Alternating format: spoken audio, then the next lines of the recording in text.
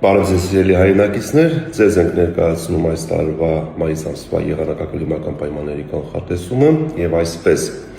մայիսի մոտ-ամսական միջին ջերմաստիճանը հանրապետության ողջ տարածքում կանխատեսվում է կլիմական նորմայի սահմաններում, տեղումների քանակը նորմայից ավելի, այսինքն մեզ սպասվում է ոչ սառը,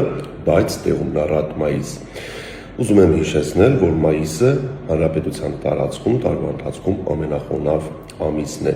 եւ տեղումները հիմնականում մայիսին դիտվում են երեկոյան ժամերին եւ գիշերը։ Ի տարբերություն ապրիլ ամսվա զգալիորեն կկրճատվեն սուր օդային հոսանքների ներթափանցման դեպքերը։ Օդի ջերմաստիճանը եւ գիշերային եւ ցերեկային ժամերին կլինի մոտ 5-ից 6 աստիճանով ավելի բարձր, քան ապրիլին։ Առավելագույն ջերմաստիճանը Արարատյան դաշտում եւ Երևանում կանխատեսվում է +30 աստիճան, որը կդիտվի մայիսի 3-րդ տասնօրյակում։